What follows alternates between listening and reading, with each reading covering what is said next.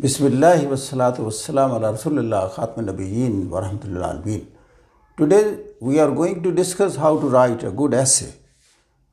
जैसा कि आप जानते हैं कि सबसे ज़्यादा क्रिटिकल एरिया जो है वो एसे राइटिंग ही है। जिसको एसे राइटिंग आ जाए वो समझें कि कंपोजिशन स्किल को जान गया है। तो ऐसे की जो सेंसिटिविटी हैं वो आज हम आपके सामने पेश करेंगे। अगर आप इनको पेश नज़र रखें तो फिर ऐसे will not be any problem for you. ऐसे जैसे मैंने अर्ज़ किया कि इसके दो मेजर एरियाज़ होते हैं।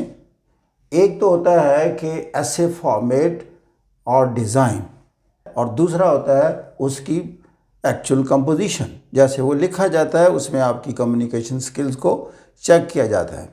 जहाँ तक फॉर्मेट और डिज़ाइन का ताल्लुक़ है तो ऐसे बाकी तमाम आंसर की निस्बत अपनी अलग फॉर्मेट और डिज़ाइन रखता है। मिसाल के तौर पर उसका फॉर्मेट और डिज़ाइन क्या है कि उसमें एक थीसिस स्टेटमेंट होती है, नंबर 2 आउटलाइन होती है, नंबर 3 उसका बॉडी होता है, और नंबर 4 कंक्लूजन होता है जो सेपरेटली लिखा जाता है towards the end of the essay. जहाँ अब उसकी कंपोजिशन बात है तो हम उसको थोड़ा सा डिटेल के साथ आपके साथ डिस्कस करते हैं। तो इसमें आप देखिए कि सबसे पहले है थीसिस स्टेटमेंट।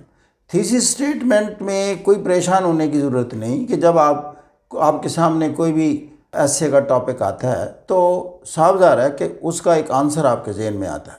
अगर कोई आपसे कहे कि आप ब्रीफली एक सेंटेंस में आंसर दे दें तो उसी को थीसिस स्टेटमेंट कहते हैं, क्योंकि सब्सिक्वेंट ऐसे फिर आपने उसी अपनी स्टेटमेंट जो आपका क्लेम है, स्टेटमेंट है, दावा है, जो आप समझते हैं कि ये पॉइंट ऑफ व्यू जो दुनिया का बेहतरीन पॉइंट ऑफ व्यू है इस मौजू पर, वो आपका पॉइंट ऑफ व्यू एक या दो सेंटेंस में लिखने का नाम ही थीसिस स्टेटमेंट है। और स्टार्ट में आप एग्जामिनर को बता देते हैं कि I am going to build my essay on this claim, on this point, on this thesis.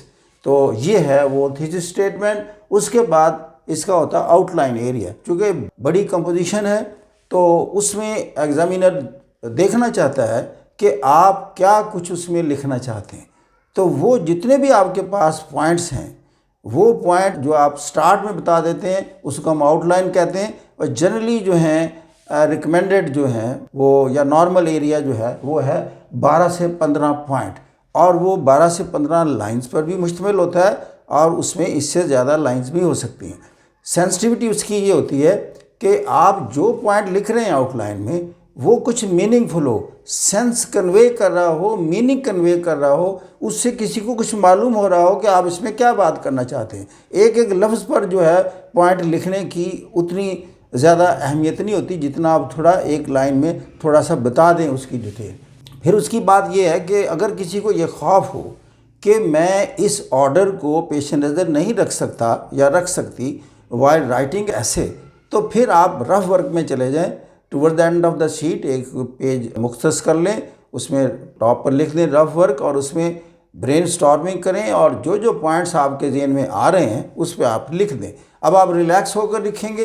फिर उसके बाद सब्सिक्वेंटली आप उसको खुद ऑर्डर दे दें, उसी ऑर्डर के मुताबिक आप कंपोज करना शुरू कर दें। लेकिन अभी आप फेयर आउटलाइन ना लिखें, इसलिए कि मुमकिन है कि आपके ऑर्डर में वाइल राइटिंग तो बंदे का एक नेचुरल वे होता है, फ्लो होती है, तो उस वजह से ऑर्डर आगे पीछे हो सकता है कि बाज़ का आप देखते हैं कि ये पॉइंट मुझे यहाँ डिस्कस करना चाहिए, और लिखते लिखते फिर नेचुरली एक डिमांड होती है पैराग्राफ की कि नेक्स्ट पैराग्राफ इस तरह का होना चाहिए। तो लिहाजा 2 पेज आंसर शीट के छोड़ दें फॉर फेयर आउटलाइन। जब आप सारा ऐसे लिख देंगे तो जिस ऑर्डर में आपने लिखा हुआ है और जिस आउटलाइन को आपने फॉलो किया है तो रफ वर्क से वो उठाएं पॉइंट और फेयर करके लिख दें। जब एग्जामिनर देखेगा तो वो देखेगा कि आपका बड़ा ऑर्गेनाइज्ड डिसिप्लिन फॉर्मेट है, उसी को आपने फॉलो किया, उसी क्रोनोलॉजिकल ऑर्डर में आपके सारे पैराग्राफ्स हैं।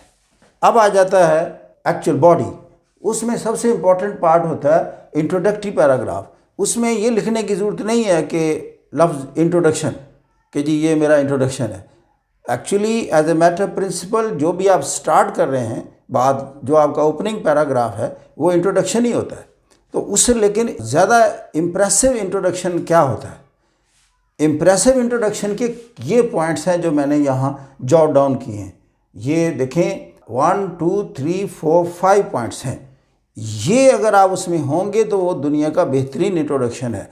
और एग्जामिनर चूँकि इंट्रोडक्शन को लाजमी पढ़ता है, उसी ने उस आपकी तमाम सलाहियतों का अंदाज़ा लगाना है। पहले तो आउटलाइन से लगाना है कि आपका जो एकेडमिक कैनवस कितना वाइडेंड है। दूसरा अंदाज़ा उसने लगाना है आपके इंट्रोडक्शन से। अगर आपका इंट्रोडक्टरी पैराग्राफ अच्छा हो गया तो वहीं आपको पास फेल के फैसला वो कर लेता है। अब उसमें बातें क्या करनी है?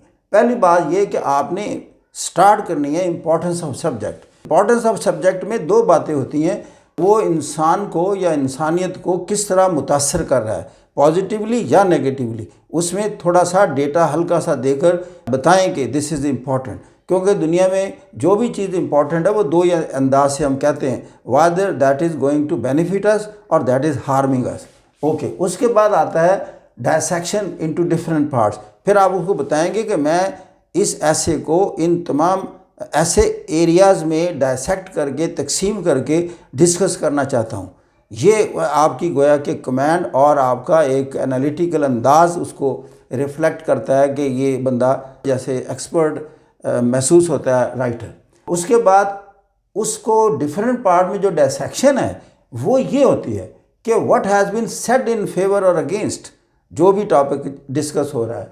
नंबर 2, क्रिटिकल एनालिसिस, जो फेवर में है वो कहाँ तक दुरुस्त है और जो अगेंस्ट है वो कहाँ तक दुरुस्त है। अभी आपने डिटेल्स नहीं उससे देनी कि मैं ये भी डिस्कस करूँगा। आपने सिर्फ इतना बताना है कि जो लोग इसकी फेवर में हैं, ऑथर्स या जो कुछ एनालिस्ट ने दुनिया में इसके बारे में बात की हुई है वो डिस्कस की जाएगी, जो उसके अगेंस्ट है वो डिस्कस की जाएगी। इससे ज़्यादा नहीं आगे इंट्रोडक्शन में जाना।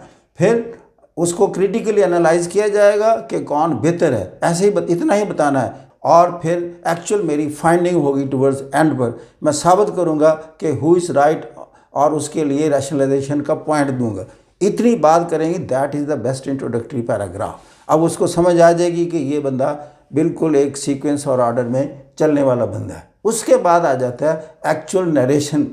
ये दूसरा पॉइंट है बॉडी का। इसमें क्या होता है, ये जो पॉइंट है what has been said in favour और अगेंस्ट, यहाँ उसकी एक्चुअल नरेशन है विद डेटा। यहाँ सिर्फ इजाफा किस बात का आपने किया, डेटा का। आपने इंफॉर्मेशन रेलेवेंट डेटा दिया जिसकी बुनियाद पर आपने कहा कि वो लोग जो इसकी फेवर में हैं उनके पास ये दलाइल है, जो अगेंस्ट हैं उनके पास ये दलाइल है। यानी वो डेटा और रैशनलाइजेशन आपने यहाँ कोट करना है। उसके बाद आता है ये क्रिटिकल एनालिसिस। इसको आपने फिर डिटेल में जाना है कि उसमें जो आप समझते हैं कि कोई बंदा अगर दुरुस्त है आपके नुक्ते नज़र के मुताबिक, तो फिर आप साबित करें रैशनलाइजेशन से, आपके अपने जो स्टडी है कि मैं इस पॉइंट पर समझता हूँ कि ही और she is right on this point. तो ये इसको कहते हैं रैशनलाइजेशन, कि दलाइल से किसी चीज़ को साबित करना कि वो दुरुस्त है या गलत है, हक़ाइक़ ग्राउंड रियलिटीज़ क्या कहती हैं। फिर आ जाता है उसके बाद आप इस पर फाइंडिंग भी दे देते हैं अपनी, कि वहाँ आपने कंक्लूड कर दिया गया कि आम जितने भी करंट अफेयर, पाकिस्तान अफेयर या ऑप्शनल के आंसर्स हैं वो यहाँ ख़त्म हो जाते हैं जब आपने कंक्लूड कर दिया कि ये उसका कंक्लूजन है। लेकिन ऐसे का कंक्लूजन डिफरेंट है। वो क्या है, ऐसे के कंक्लूजन में अलग पैराग्राफ बनाया जाता है जिसमें आपने ये सारी स्टोरी ब्रीफली बयान करनी होती कि जो कुछ आपने ऐसे में कहा ये उसकी गोया के एग्जेक्टिव समरी है, एक्सट्रीम एग्जेक्टिव समरी या उसका जिस्ट कहलाता है। तो वो अलग पैराग्राफ है कि एग्जामिनर ने इसको भी पढ़ना होता है लाजमी। जैसे इंट्रोडक्टरी पैराग्राफ पढ़ना है, अगर वो इसमें से गो थ्रू तो कर जाएगा, लेकिन यहाँ उसने देखना है कि इसने सारा कुछ क्या कुछ बयान किया है। तो गोया कि इसमें आपको हेल्प कहाँ से मिलेगी, एक इंट्रोडक्टरी पैराग्राफ से, एक आपकी थीसिस स्टेटमेंट से। इनको पेश नज़र रख कर आपने कंक्लूड कर देना है। तो ये है अलग सबसे उसका एरिया यानी कंक्लूजन का। ओके, इसके बाद फ़र्क जो है कि आम करंट अफेयर या दूसरे आपके ऑप्शनल सब्जेक्ट्स हैं, तो उसमें तो आपको हम रिकमेंड करते हैं कि सब हेडिंग्स दें, क्योंकि उसमें हम आउटलाइन रिकमेंड नहीं करते कि इतना टाइम नहीं होता कि 35 मिनट्स में आपने उसको सॉल्व करना है। तो उसमें आप सब हेडिंग दें, ज़्यादा से ज़्यादा सब हेडिंग दें। सब हेडिंग से अंदाज़ा लगाता है कि इसका एक्सटेंट ऑफ नॉलेज कितना है। लेकिन ऐसे में इसीलिए आउटलाइन दी जाती है कि सब हेडिंग रिकमेंड नहीं की जाती, तो लिहाजा इसलिए हमने लिख दिया कि नो सब हेडिंग इन द बॉडी। आखिरी पॉइंट ये है कि आपने ऐसे को 15 मिनट पहले ख़त्म करना है, इसलिए कि आपने ख़ुद उसको रिव्यू करना है। क्योंकि जब आप खुद रिव्यू करेंगे कि आप देखेंगे कि कई ओमिशंस और कमीशंस हैं, कोई डेफिशिएंसी जो आप उसमें रह गई हैं, उसको आप जो है मेकअप खुद करने की पोजीशन में होते हैं। तो लिहाजा क्यों एग्जामिनर को आप अपनी गलतियां पेश करें कि वो उसको डिटेक्ट करे और उस पर रेड लाइन लगाए। तो आप अपनी रेड लाइन को खुद ही ब्लू लाइन में कन्वर्ट कर सकते हैं। तो जहां ओमिशन हो गई है वहां लफ्ज़ इंसर्ट कर दें, और अगर कहीं कोई स्पेलिंग गलत है उसको दुरुस्त कर दें, या कोई रिपीटेड वर्ड है तो उसको रिपीटेड उसमें से काट दें। फिर अगर कोई नया पॉइंट आपके जहन में आ जाता है तो आप उसमें इंसर्ट कर सकते हैं पॉइंट। लेकिन एक बात जो और आपको जहन में रखनी चाहिए वाइल राइटिंग ए कंक्लूजन, के कंक्लूजन में कोई नया पॉइंट नहीं डाला जाता जो कि सारे ऐसे में आपने मेंशन नहीं किया। अगर आपके जहन में ऐसी चीज़ आ गई कि उसमें लाजमी कुछ ना कुछ बहुत ही इंपॉर्टेंट पॉइंट आ गया है तो आप मिस कर गए हैं, तो फिर देखें कि प्रॉपरली कहीं उसको पहले ऐसे में इंसर्ट करें, फिर आप उसको कंक्लूजन में डाल सकते हैं। फिर अगर आप मुनासिब समझें तो एक लाइन आउटलाइन में भी अप्रॉप्रिएटली प्रॉपर जगह पर उसको इंसर्ट कर सकते हैं। तो इसके बाद मैं समझता हूँ कि आप एक इत्मीनान से एग्जामिनेशन हॉल को छोड़ सकते हैं कि आपका एक अच्छा ऐसे है, वेल बिल्ट ऐसे है, that is a good essay and that is going to give you or fetch you good marks. Thank you very much. God bless you.